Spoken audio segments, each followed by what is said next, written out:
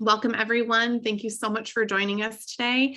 I'm Jessie Menzel. I'm Equip Senior Director of Program Development, and I do want to remind everyone that our webinar is being recorded right now, so just so everyone's aware. But I'm so happy to be joined today by three of our Equip experts who combined have literally spent decades developing and researching eating disorder treatments to help patients find effective, lasting recovery.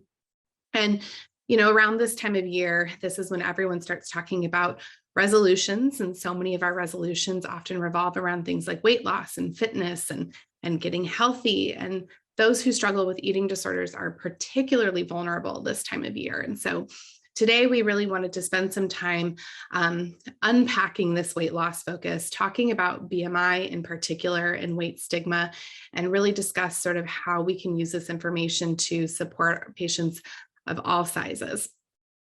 So our panelists are going to discuss today really what is the effect of these very unattainable and sort of perfection-oriented weight loss ideals and fitness goals. We're going to cover things like a history of BMI and where it came from, why it's harmful. We're going to talk about a better way to think about health and talk very practically about how we can start to combat weight stigma going forward, particularly in our patient care. So along the way, I'm also going to be asking our panelists to comment on warning signs for eating disorders, how to spot them in your patients and your practice. And so without further ado, I'd like to introduce each of our panelists today. I'm going to start with Dr. Kara Bohan, who is a clinical psychologist with over 15 years of experience in the eating disorder field. Kara has had numerous career successes, including as a clinician, a clinical leader, and as a researcher. Her research has been funded by the NIMH and published in top-tier journals. Before joining Equip, she was on the faculty at Stanford University. Dr. Bohan received her BS in psychology from Vanderbilt University and her PhD in clinical psychology from the University of Oregon, and completed her training at UCLA. And she is currently Equip's VP of clinical programs. So good to have you here today, Kara. Next, we have Dr. Dory Steinberg, who is a researcher and a registered dietitian. Prior to joining Equip, Dory was the associate professor at Duke University and a director of Duke's Global Digital Health Science Center. After receiving treatment for her own eating disorder, she shifted her career purpose to researching evidence-based, weight-inclusive treatment to improve access to care. Dr. Steinberg earned her BS in nutrition from Cornell University and her MS in public health from Harvard University, and a PhD in nutrition from the University of North Carolina at Chapel Hill. And she is currently Equip's VP of research. And last but not least, we have Dr. Lauren Hartman, who is a board certified physician in both pediatrics and adolescent medicine. She was raised in New York and attended medical school at the University of Virginia and completed her pediatric residency training along with chief residency year at Brown University.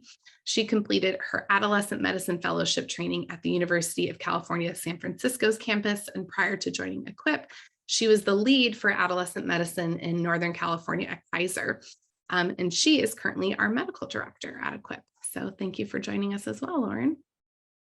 So without further ado, I'd like to get the conversation started. And in particular, I think we really want to focus first on this call right now that many people are doing to talk about weight loss and to make resolutions centered around weight loss. And I think another thing I'd love to mention today is that in a very timely way, the American Academy of Pediatrics yesterday also released its updated guidelines on how to treat and address childhood obesity, which I think just brings this conversation into sort of an even more critical focus. And it's very, very timely given today that we are going to be talking about things like weight loss and BMI in medical practice. And so I think given that statement from yesterday, given the focus and conversation around weight loss and that rhetoric this time of year, I kind of like to start in the area of harm, because this is really why we're here and talking about this today. And I'd love if each of the panelists could first share a really brief example of where you personally have seen the harms of this type of rhetoric and commentary in your work. And I don't know if anyone in particular wants to start, but Lauren, I see you're off mute, so maybe I'm going to go with you first. Thank you, Jessie. So yeah, I appreciate you starting off with this topic, and I think after yesterday's statement, I think a lot of us are feeling a lot of emotions and also a lot of concern.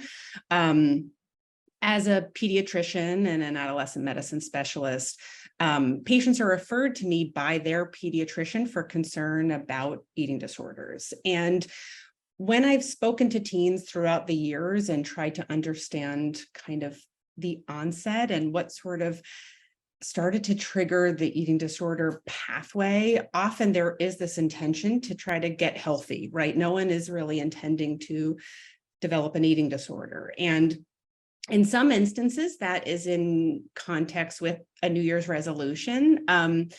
But more commonly, to be quite honest, I hear over and over again is that my doctor told me to lose weight, or my doctor was concerned about my BMI. And I'm really conscious of when I say this, that I don't want to be bringing out any blame or shame, because we're all trying to do our best in the office and take great care of our patients. But I do think it's important to highlight just the power of our words, and that the people who are in our exam room or in our offices have really vulnerable ears, and to be really thoughtful with our words, because when we're saying you need to lose weight, or I'm worried about your BMI, what that can lead to in an adolescent is restriction. And once we start restricting one food group, 2 food groups at a time, where the metabolic demand is so high and people really do need complete and consistent nutrition, it can be a really slippery slope where suddenly someone can become really malnourished and critically ill and can die from this disease. So where the intention is to be unhealthy, the impact is often actually quite the opposite.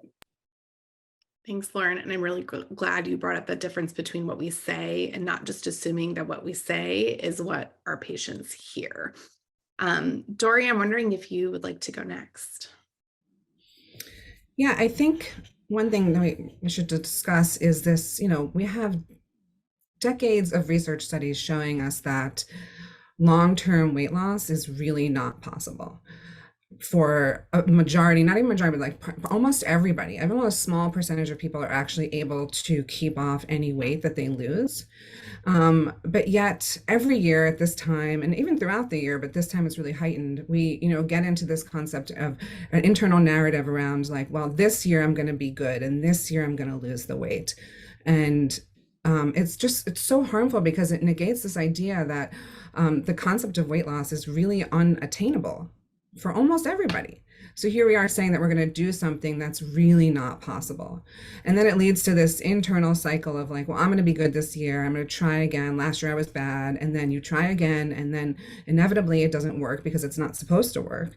And it internally you might feel shame, and that continually like, I'm not good enough. I don't have enough willpower, or so forth. I mean, we see this time and time again. You hear this just very easily said of like, oh, I wasn't good. I got to be good this year. And that's so problematic for that, because when we say these things to ourselves, we think that it's something that we can actually control. And the truth is that our bodies are primarily determined by so many other factors. We think about genetics, we think about illnesses that we might have, or medications we're taking, the environment in which we live, trauma. I mean, so many things that lead to how bodies are designed to be. And for a lot of people, there's just a lot of body diversity. So we have people who are bigger, and we have people who are smaller, we have people who are taller, people who are shorter, and so forth. So I think of it like trying to push a giant boulder up a hill, and it keeps slipping down, and then the narrative becomes, it's not about the boulder, it's something wrong with me. But truth is, it's actually a really, really challenging task that's only going to lead to continued harm, and just this idea that it's never going to actually achieve, you're never actually going to achieve what it is we think we want to achieve. So that internal dialogue is really harmful. Thanks, Dory. Tara, I'm wondering if you could also speak about where you've seen the harms of this type of this push.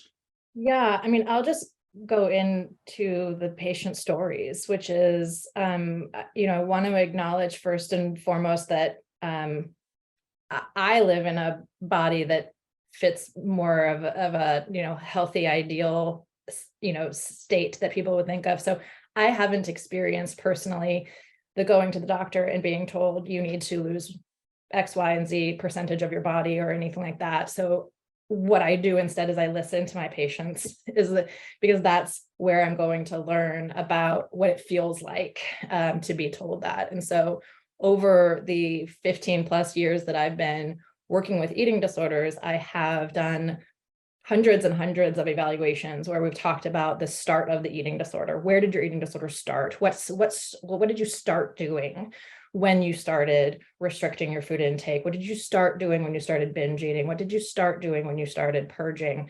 What was the pathway? And the number of patients that I have had, that I have talked with, whose pathway starts with, well, I went to the doctor and the doctor said I needed to lose weight. And I know that that was not the intention that the doctor meant. I know that wasn't, it wasn't, oh, you should starve yourself and lose weight. And, and yet that's what it felt like. I had one patient who, stands in my mind all the time, where she says, I just thought I was doing the right thing.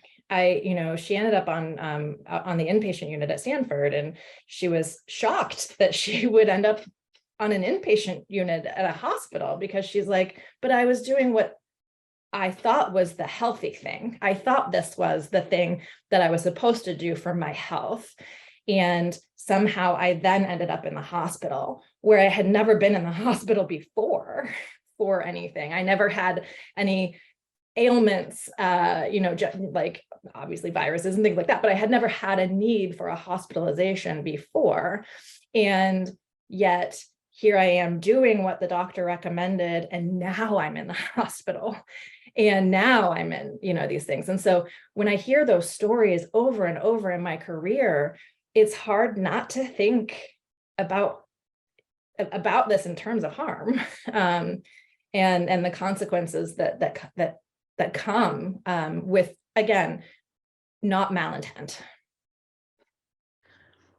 So one of the things I want to call attention to that all three of you kind of brought up is this, I think, this very reductionist view on weight, right? We have got this unintended consequences, these messages that are being received by our patients that we may not be saying, but we can't control how people are interpreting things. And there's such a focus on weight to resolve a whole host of issues. And we're boiling it all down to this one thing. And I'd say along with weight, we can't really talk about weight without talking about BMI, because BMI is really sort of, I think, how a lot of these communicate about how a lot of information about health is being communicated in our culture, and especially in the doctor's office.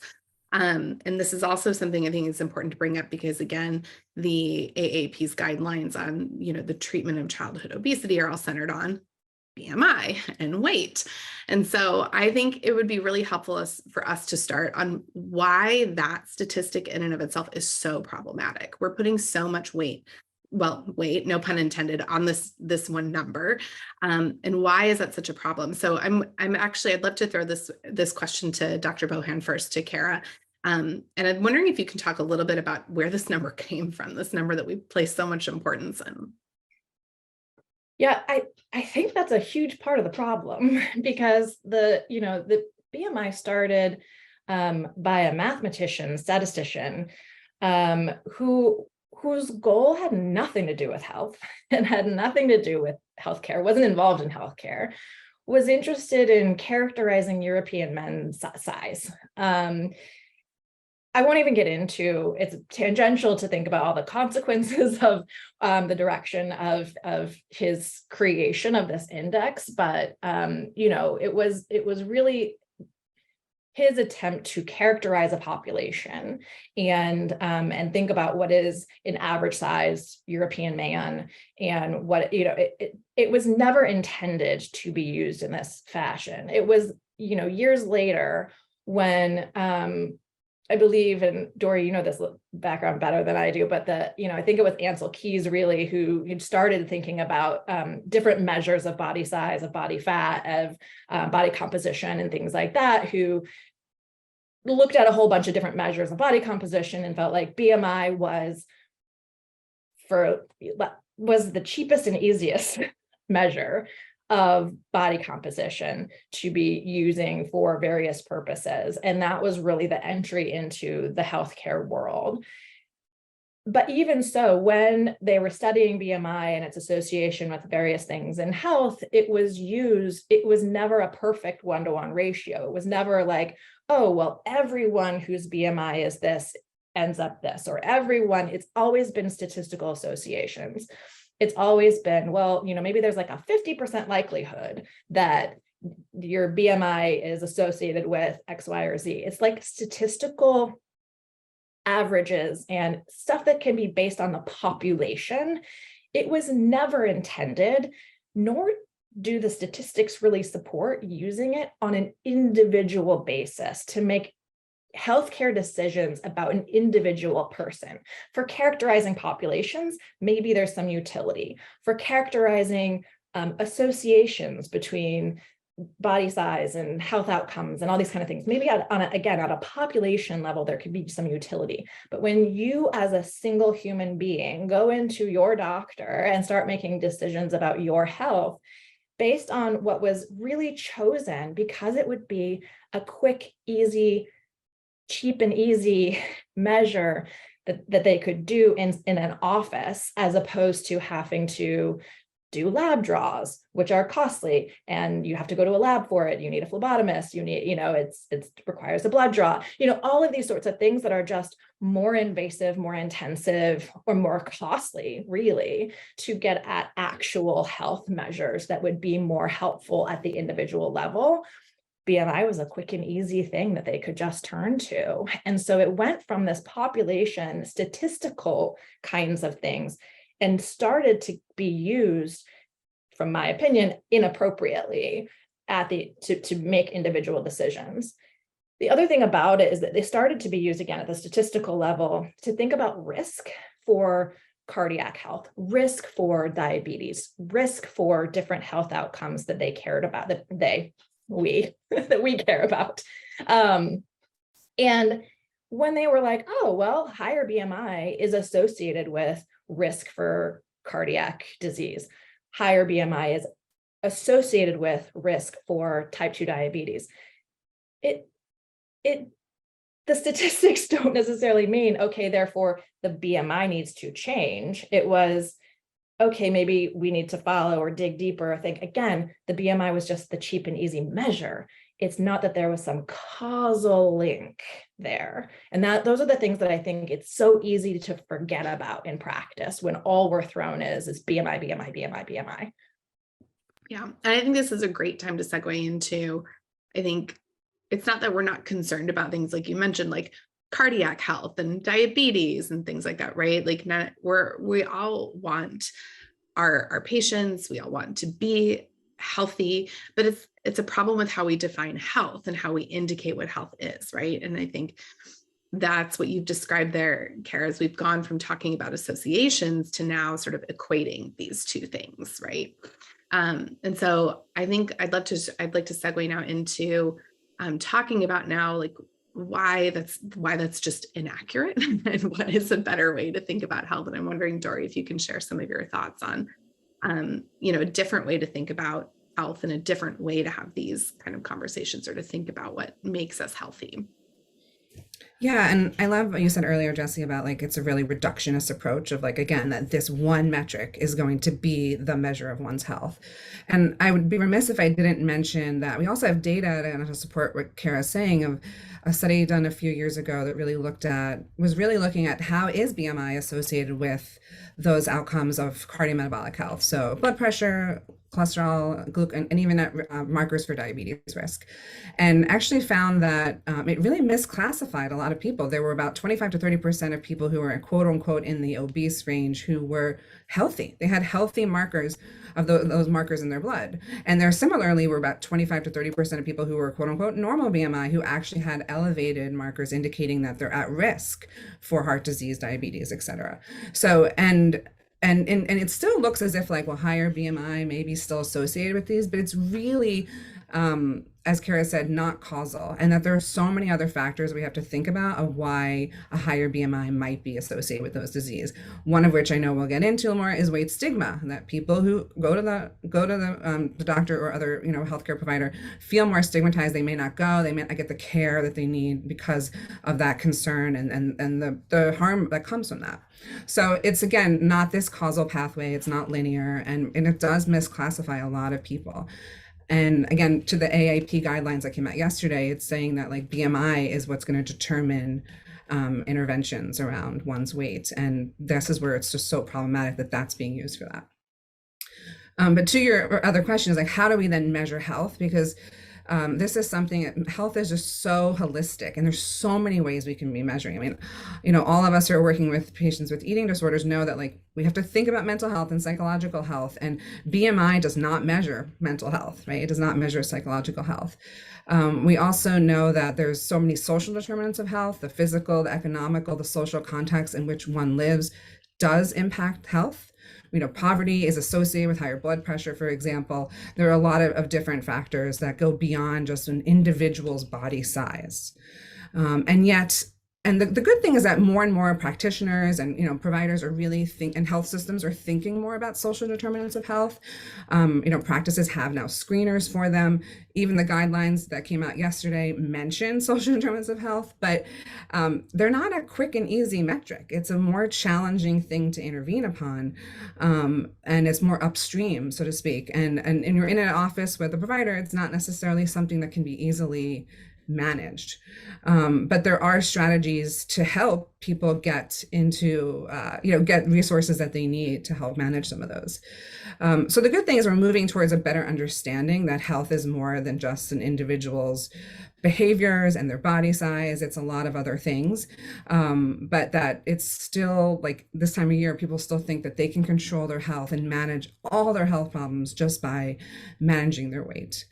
And there is some research to show that health is about 30% determined by what your behaviors are. And this isn't just what you eat or how much exercise, how much sleep you get, how you're doing well with managing your stress, a lot of how like social you are, as opposed to being more isolated. So there's a lot of factors there. And so that means the majority of what determines our health is really, quote unquote, not in our individual control. You can get out of a context that might be causing you harm for your health, but not necessarily, like, again, changing your body and your own behaviors. And lastly, again, the good thing is we're making progress. So the American Heart Association just last year put out this new narrative around life's essential 8, that we have these like 8 behaviors that impact our health that we do have some control over, like sleep, like how much activity we're getting, how we're managing our stress. But they also at the forefront are indicating this happens within the context of our social determinants, within our psychological health. So for like the first time, really calling it to attention the impacts of psychological health as well as the social, environmental, economic context. So that being said, it can feel like, wow, how do I then make myself healthier? Well, there's a lot of ways we can do that, and we need to think about health in a lot of different ways. And weight is not going to be the marker that's going to help us achieve that. Lastly, I would be remiss if I didn't say that not everybody can achieve health, right? This concept of healthism is important to remember, and that it's a goal for a lot of people, but it's not necessarily achievable for everybody. Thanks, Dory. And I think this is, it's very like it's making me feel a little bit optimistic, right? That we're starting to move, like what a huge thing for the American Heart Association to come out with and start to talk about so many other different determinants of health. And this gets at, actually, we've had a question already from our audience about like what should we be using as objective standards? And I think that's great to hear that we do actually have some large scale organizations that are trying to think about this in a different way. This person also brought up something that's related to my next question for Dr. Hartman, which is sort of the fact that So I feel like there's a lot of research. It's still not widely known, but we have a lot of research on the flaws of BMI. We clearly we know that there are a lot of other things that are much better predictors of health, and we're still trapped within a medical system and an insurance system that is still highly reliant on BMI. And so thinking practically as a physician and or as any other kind of healthcare provider, sort of where do we go from here? Knowing the fact that oftentimes we do have to be using BMI, we have to be reporting out BMI to insurance companies. How can we begin to pull the focus off of BMI in a very practical way to start to remove some of that weight stigma that goes on within our healthcare settings?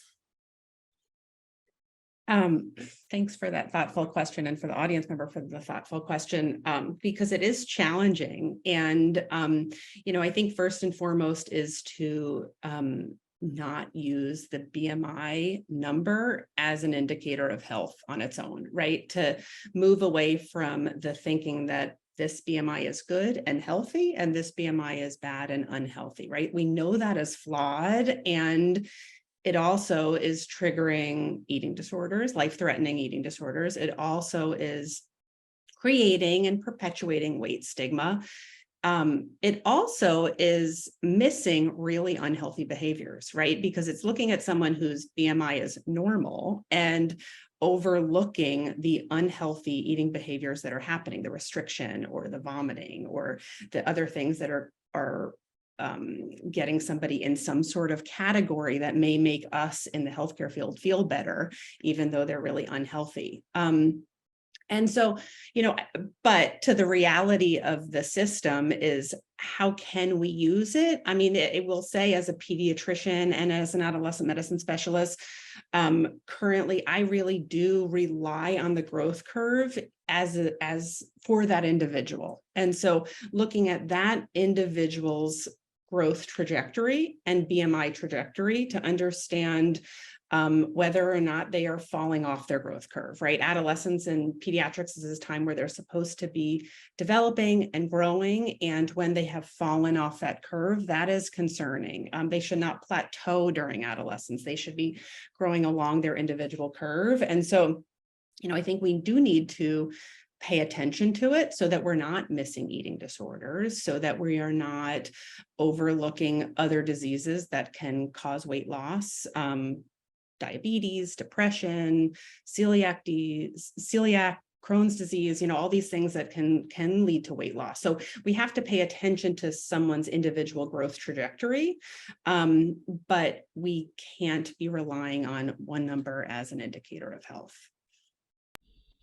And if I can add to that, because I know that the question was also about objective measures. I mean, I think that we have objective measures, right? We do have like blood, markers that assess cardiometabolic risk, blood pressure. I mean, we have a lot of other objective measures, and that really and we can kind of use them in tandem, and it's a synergy of like all these different numbers come together to sort of give an assessment.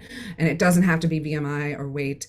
And I think it'd be interesting to look into how much BMI is really required by insurance companies, because I know there are a lot of practices that are sort of moving towards a weight inclusive approach to care, where they don't weigh and they don't capture weight, they don't look at it, it's not measured at all, and still able to provide care in this holistic way. I'm glad you brought up, Dory, just like even that question of like really thinking about when we need that information, and sort of thinking about, like, I hear from individuals who, you go into the doctor because you have an eye problem, or because, like for something that is so unrelated to weight, and like what's always the first thing that happens at the doctor's office is you get weighed. And so like really trying to just be thoughtful about what kind of information we need, and do we actually need that information, and are there other things that we could be looking at that would be better indicators of providing care for this patient. Since we're talking about patient care and we're talking about discussions about weight and BMI in a provider's office, I think it's important now to talk about those unintended consequences. So kind of bringing things back to where Lauren started, and talking about that difference between what we say and what our patients hear. And I think it would be a great time to talk about sort of what are those red flags, those warning signs that we should be looking out for to say, like, maybe something has gone wrong here. Maybe somebody has taken the information that I've given them and they've used it in an unintended way. What are those indications that perhaps an eating disorder is starting to develop? I'd love to hear from all of you, and I don't know who wants to start here, but what should our providers be looking out for, instead of, again, focusing just on weight, but where could we see potentially those warning signs that someone is too focused on their weight, or focused on their weight in an unhealthy way, or food in general in an unhealthy way?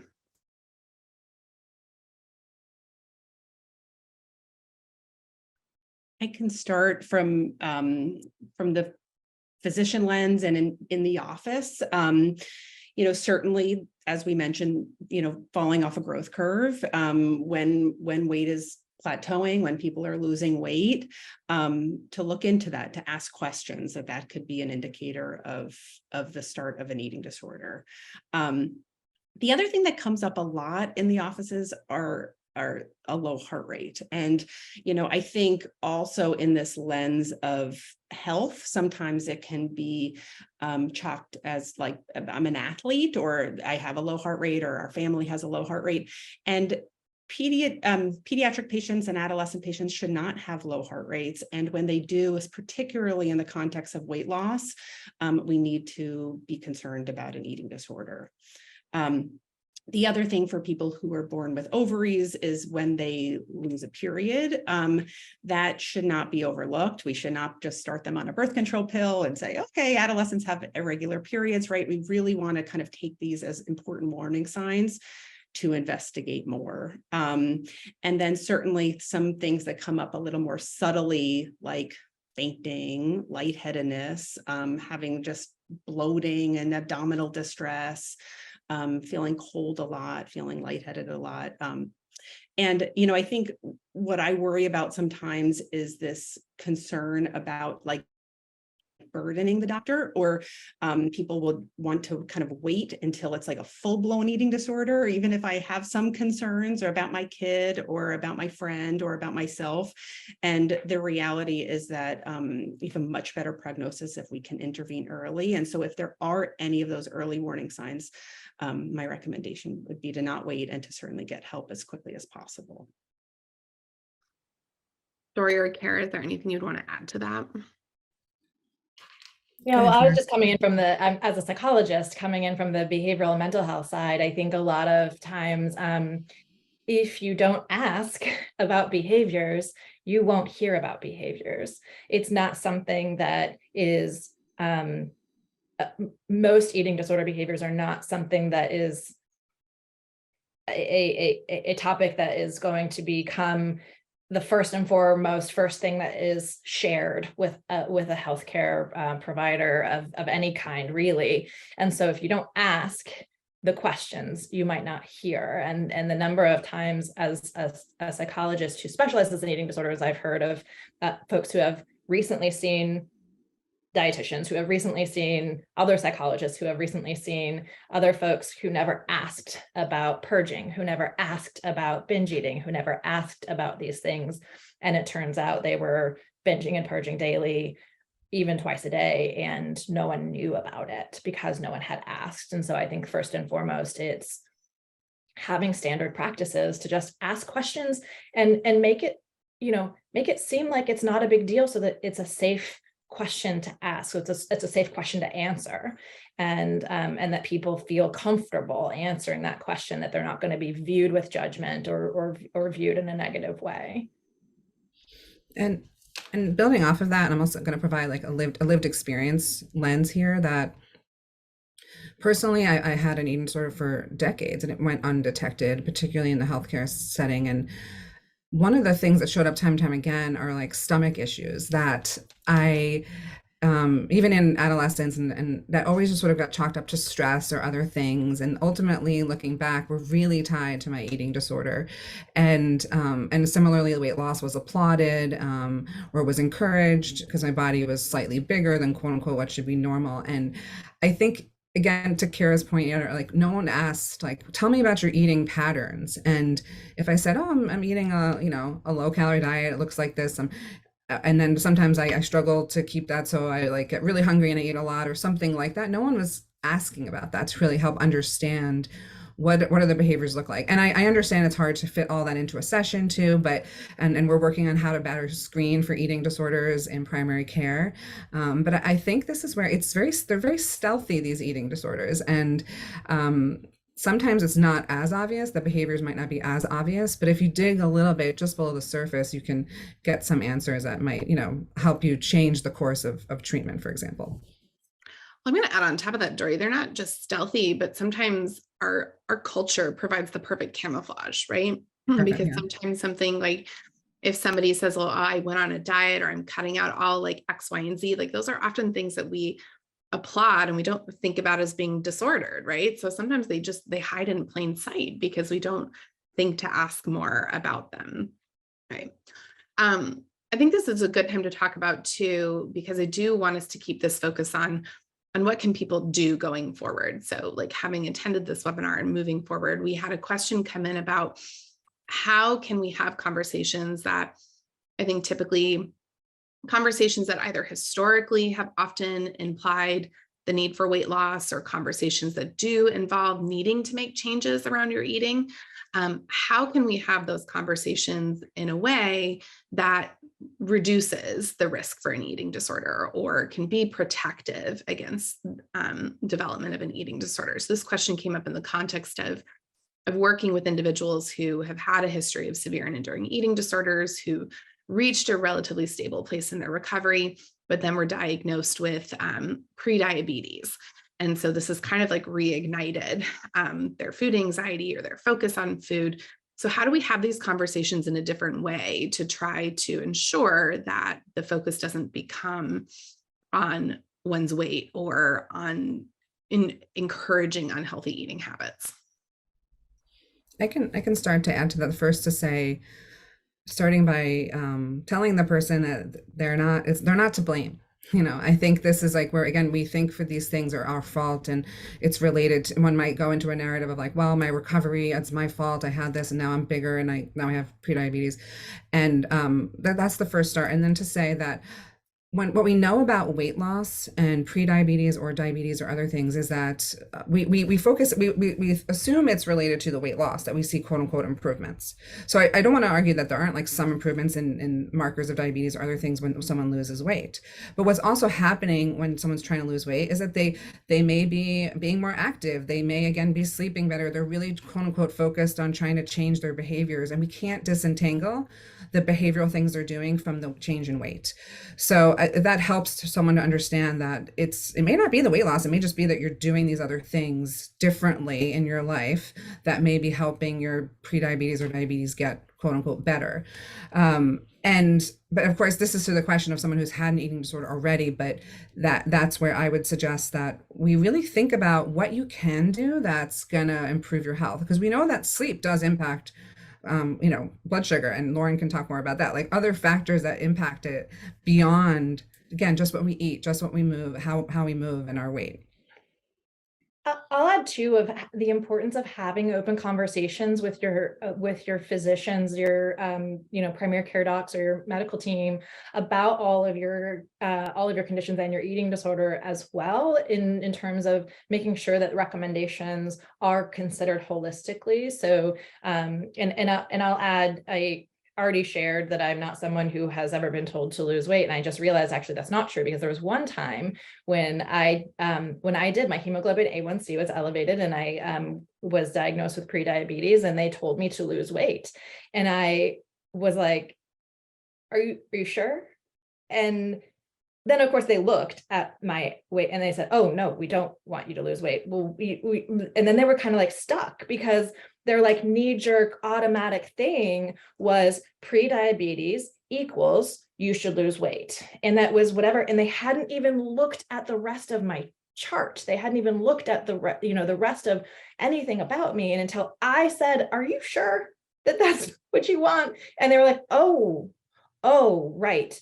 No, that's not what we want you to do. Okay, never mind. Let's do, whatever. But it's just like this almost like this automatic thing that if this, then this, if this, then this. And it was like, pause, wait, look at the whole picture, look at everything. And there's sometimes when we really need to advocate for ourselves and say, hold up, do you know everything about me? Do you know my eating disorder history? Do you know, these things? And there might be a different way to approach that same condition that would not put you at risk, that would not, that could think about you holistically and what recommendations would be to address your prediabetes or whatever it is that they're trying to recommend, that they're trying to help support you with. I want to make sure we bring in Lauren's voice here too. So, as a physician, Lauren, how do you recommend navigating these conversations? Well, I guess one of the things I was just thinking of is, I know I started off saying some of the unintended harms that can result in our words. I think there's also incredible power and knowledge that can be shared. And so I do think it is important if someone is bringing up their concern to you to also help to dispel some of these myths, talk about why this is a flawed tool and why we don't want to focus on one individual number for them, because also that word can spread and this weight stigma can hopefully dissipate a little bit. And then I think to Dory's point is to talk about, if the aim is health, right? If the aim is not an eating disorder and the aim is health, we can talk about some of those behaviors that really are modifiable and are effective in improving health. Joyful movement, getting outside every day, having regular and consistent meals, working on stress management, working on improving our sleep habits and hygiene.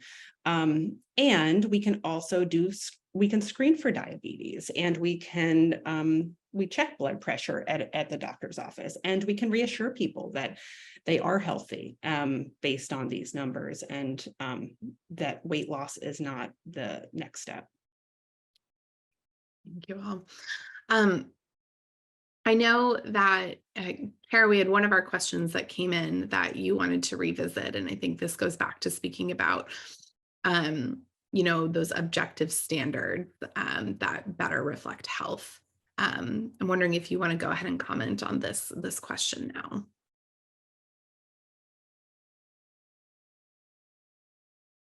Sorry, finding my mute. Jesse, are you referring to the, which one? So there's someone who asked, most informed people are aware that BMI has many, many flaws. Oh, yeah. I think a bit, so this question that, that came in was one of the things that came up in this question was about, how can we get things to change when folks like insurance companies are asking for BMI, and how do we impact change?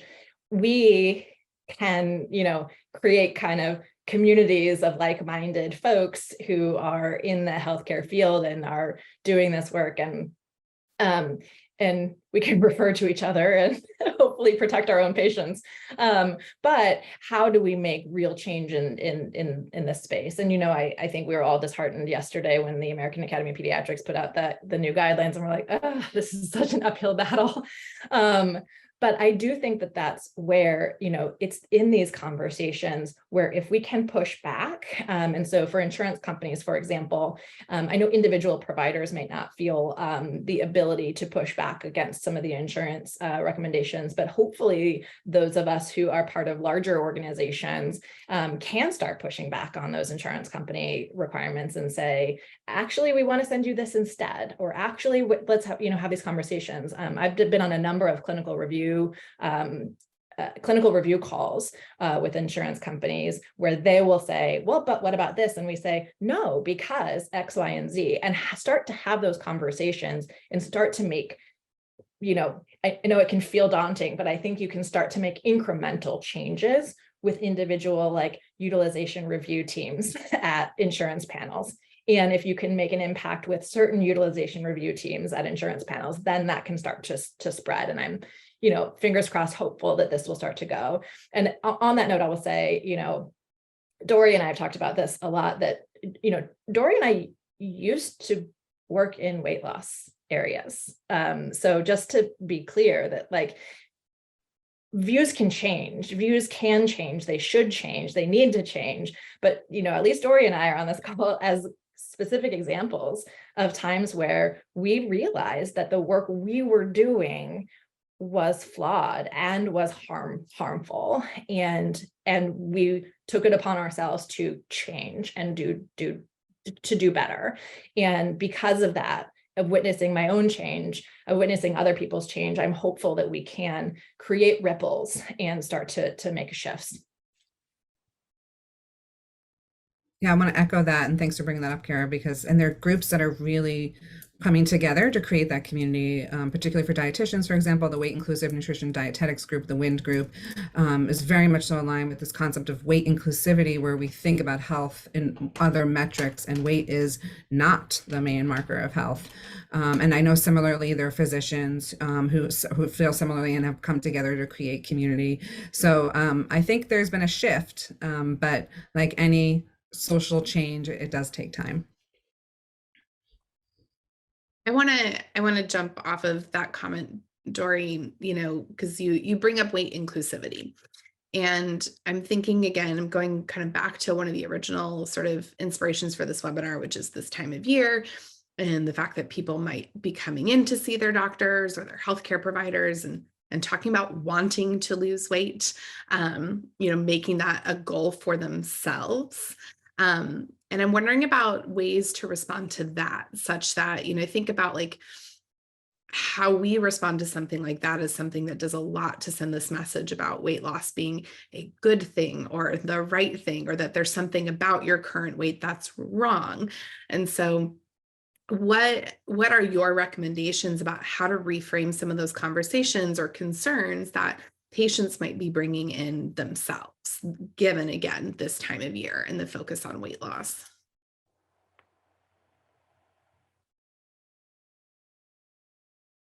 I guess one of the most helpful things to do is to really try to help them bring it back to themselves. As they say, like, comparison is the thief of joy. And I think what can happen with this weight loss goal is that someone is comparing their weight to another person's weight. And I think it is really important to remind them about their own individual self and history and genetics, and help them to kind of reframe it for themselves of what they want for themselves, and how to really be healthy in their own body and with their own behaviors that are going to be sustainable, and also that are going to be kind to themselves. I mean, related, to that, we know that weight stigma is rampant and that people who are larger are stigmatized. There's also the concept of internalized weight stigma, that we have internalized this concept of like, I am bad because of my weight, and my weight is bad. And that self-stigma can be just as problematic as actually experiencing it in, say, a healthcare setting or other settings.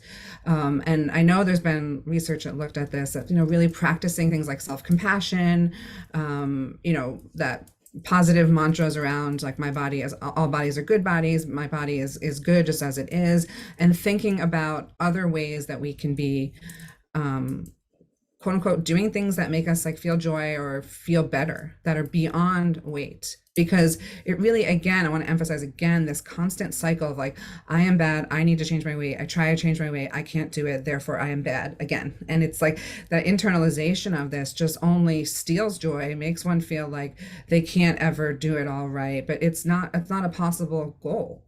So hopefully that hits with some people, that there are other things you can think about with health. And personally, when I finally got my treatment for eating disorder, thinking more holistically, particularly around how mental health is so important, and thinking about goals of building skills around how to manage emotions and so forth.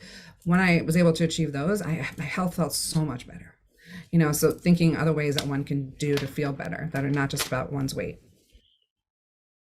I think too about the why for the request for weight loss, or the desire for weight loss is, for some folks, I had a patient once who came in and whose mother had suffered heart attacks, and they had, concerns about cardiac health and well-being, and they had heard associations between, BMI and weight and cardiac illness. And so they said, well, because my mom has experienced this, I want to protect myself. And so I want to lose weight for that. And then you can then have different conversations around, okay, what are the things we can do? What are the things you can do to reduce risk for cardiac disease? And then talk about those things. And, maybe, as Lauren was saying, more behavioral focused, more talking about them, as opposed to let's start tracking a number and setting weight loss goals, because those are the ones that end up, what I see time and time again, when someone's goal is the weight loss, and that's what they're seeking, that when they don't achieve it, or when it doesn't happen quickly, or when it doesn't happen on the timeline that they expect it to, or it doesn't happen, or they don't maintain it, then they feel, oh, it didn't work. And they go right back to whatever behaviors they were engaging in before. And those initial behaviors may have been putting them at risk for cardiac disease. And so changing those behaviors might have been in reducing their risk for cardiac disease. And yet, because it didn't show up on weight, they dismissed it as ineffective. And so if we pull the weight away from it and we say, okay, if your goal is to reduce your risk for cardiac disease, then let's talk about things you might be doing that are putting you at risk, things you might be things that might exist. Now, not to mention the fact that just because your mom, there might be genetic risk and you're not going to be able to change that. And so there, but what are the things that we can look at so that if we don't have this false marker where we're tracking weight and therefore them feeling like, well, it's not working. And then giving up, and I've seen people who have said, well, I guess I just won't exercise anymore because I'm not seeing the effects. And I'm like, well, because you have one idea of how to measure the effect. And because of that one measure, you're assuming that it's not helpful. But what about, to Dory's point, the joy it might be bringing you, or the, other things that it might be doing for you that you're not seeing because you're so laser focused on this one thing. And also, if you don't mind me piggybacking just on what both of you said, because it reminded me of just the cycle, the shame cycle that you were speaking to, Dory, actually has a really significant health consequence. Like, that is causing stress. And we know that stress leads to cardiac disease and elevated blood pressure. And so, we are setting people up for this ongoing stressor that is that is harmful. And so, helping them to shift that and to see that, I think it can be really powerful as well, just in our offices. Wonderful. Thank you all. We're in the last couple of minutes, and I'm just curious if there are any final comments that the three of you would like to make related to this topic. Any final take-home messages, or, if our participants could walk away, with one thing to kind of keep in mind going into this new year, what's one recommendation you would make for them? Knowing that we have a lot of people here on the call who work in healthcare in a variety of different ways: dietitians, therapists, behavioral health specialists, medical providers. What would you say to them?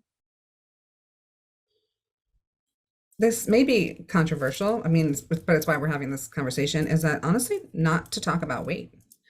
Obviously within the context of an eating disorder where we see weight dropping or a child falling off there, I don't want to say that weight is never impactful, but if we think about other, adults and how we're thinking about chronic disease and its association with weight, really not focusing on weight.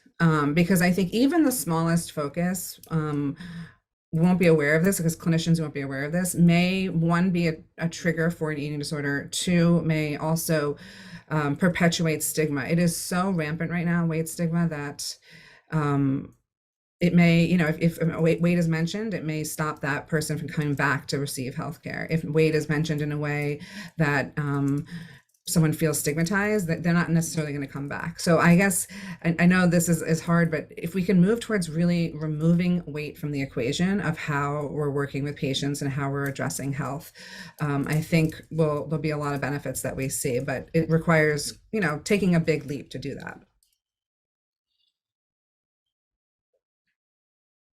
Thanks, Dory. Lauren.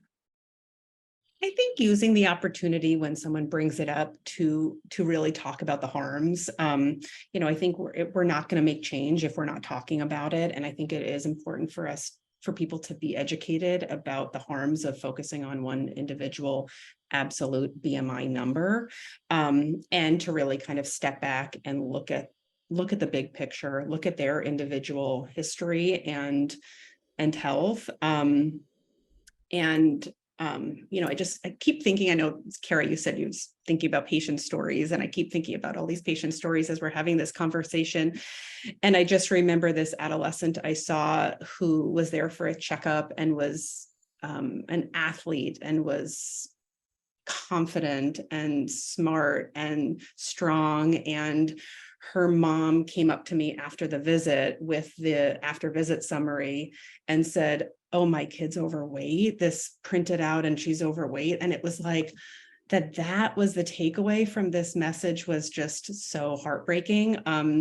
So I think just to be really thoughtful and careful about the messaging that we're giving to people. Thanks, Lauren. Kara, final words? Yeah, I mean, it chimes well with what Dory and Lauren were saying, but essentially it's thinking about patients as humans, as holistic, multifaceted humans, and not a number. And so it might even be that it flags for you as a clinician. Dory, you mentioned the weight curves, and I think Lauren, you mentioned earlier, if someone is if a pediatric patient has fallen off their growth, has a sudden change in trajectory of their growth, that might be a flag for you. But you may not even have to have that open conversation with it, because it might be a flag for you to ask more questions, to talk about behaviors, to talk about sleep, to talk about eating, to talk about exercise, to talk about all of these things, not in a, hey, you should lose weight, hey, you should do, but just in a, I want to just get to know all of these factors about you better so that I can better support your health and development.